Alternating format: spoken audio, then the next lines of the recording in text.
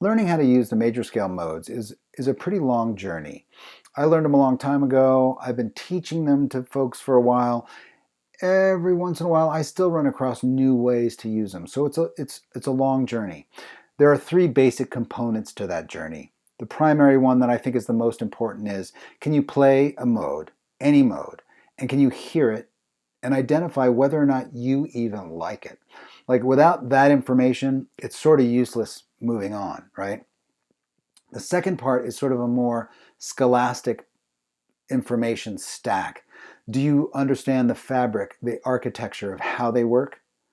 You know, why are the notes from A Dorian the same notes as G major? Like, do you understand how that works, right? And then finally, once you have those things, do you have a practical application to actually apply musically? Do you have something to deploy that uses modes where you understand what they do and you like the result? Welcome back to the channel. My name's Chris. Today you will learn a practical application for the major scale modes over a 12-bar blues progression. And I chose the 12-bar blues progression, and specifically the one that uses just dominant chords. So in the tonal center of A, we've got A7, the 4 chord would be D7, and the 5 chord would be E7, 1, 4, 5 in A, 12-bar blues. I chose this for two reasons.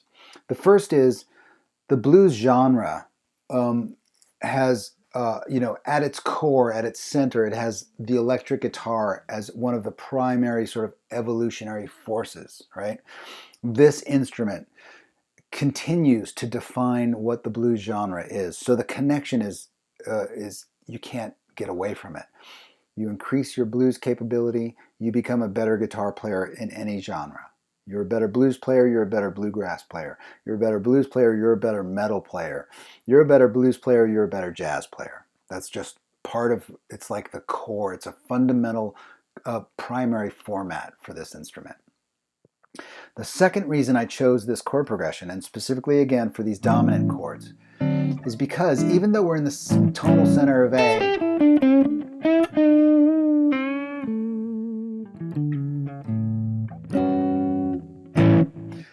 we're not in the key of A. We are in the key of A when we get to the E chord, but what? We're not in the key of A.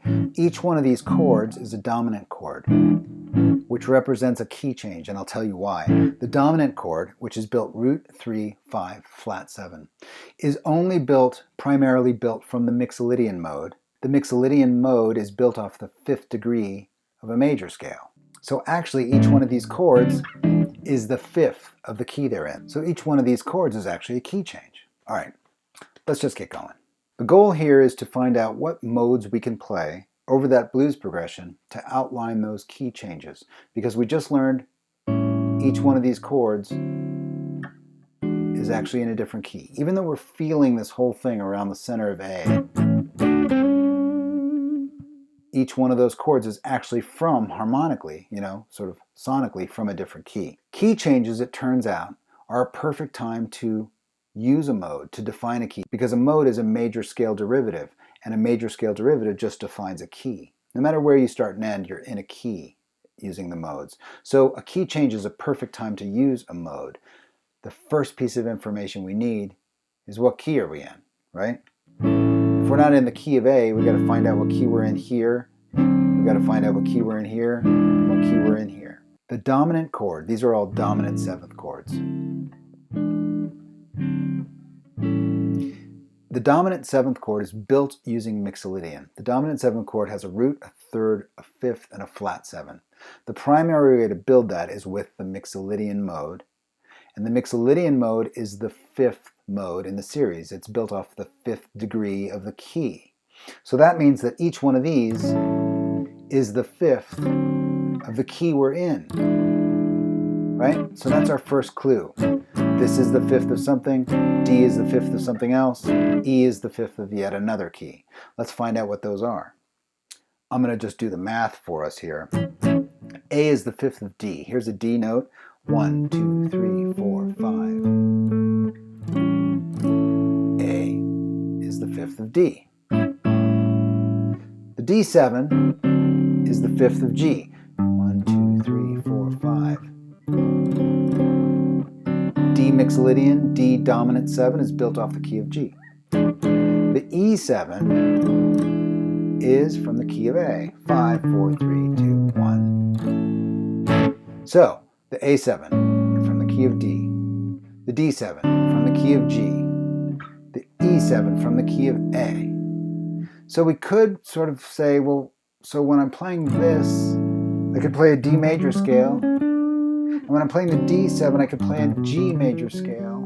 And then from the E, I could play an A major scale. But that suddenly you're going all over the place, right? There's a lot of thinking ahead and trying to figure out what's happening. What I want to do here is come up with a solution that uses A as the tonic, right? Because no matter what happens,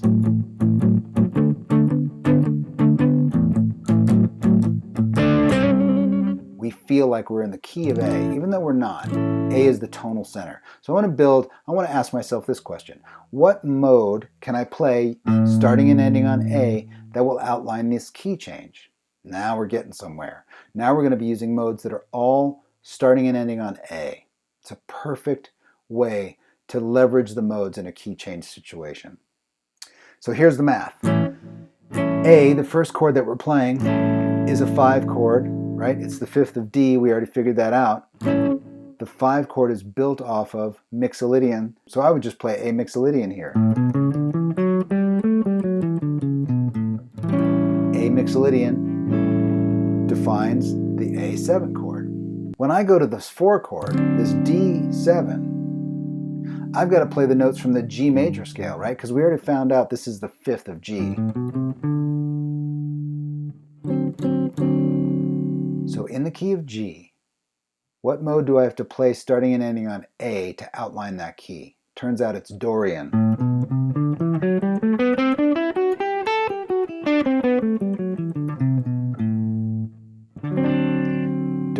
A Dorian, perfectly outlines the D7 because it's built off of the same key, right? It has the exact same notes as D mixolydian, which comes from G, right? You can see the D7 in there. Watch this.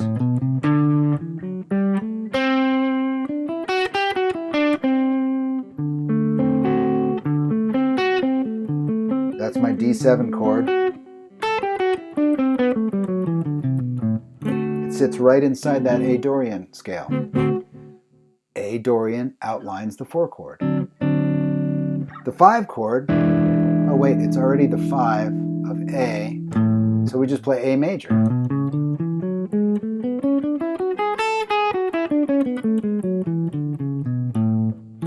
Look at the 5 chord, you can see it in this scale, watch.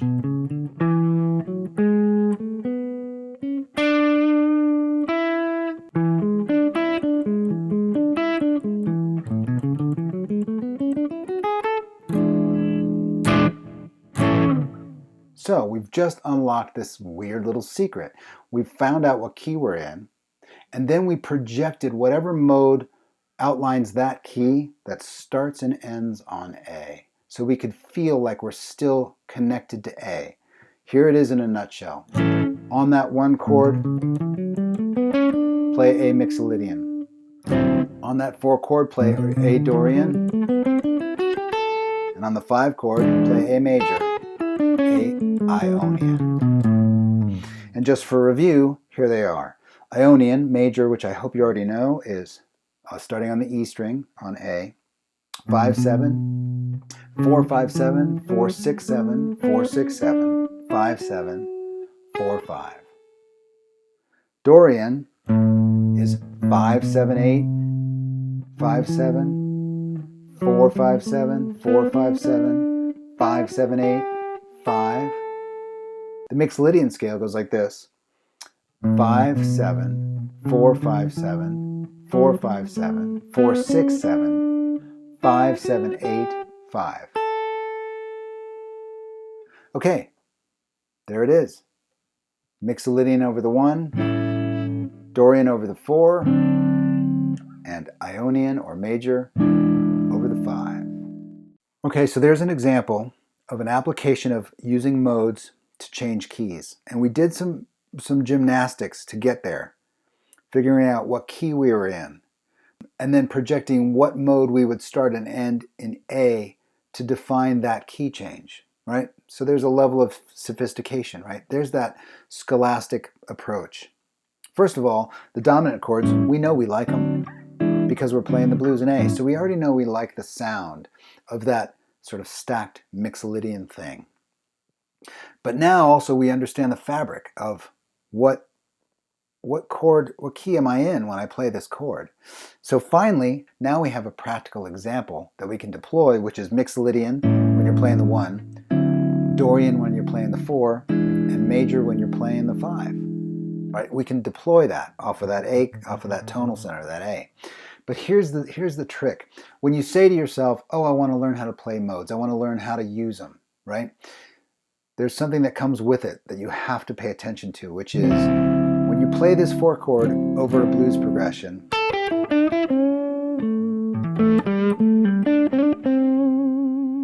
you can use a pentatonic scale. When you play the 4 chord in this progression and you go for the Dorian,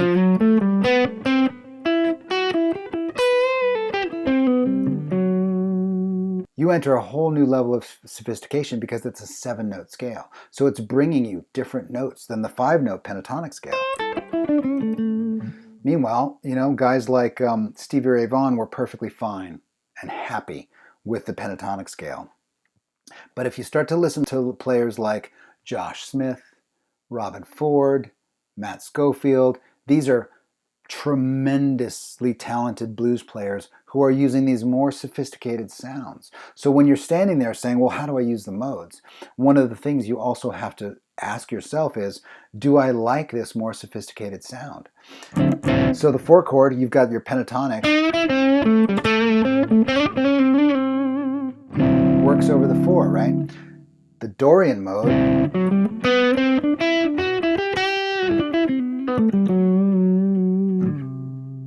more sophisticated, right? You listen to guys like Josh Smith, when he gets to that 4 chord, he might do this.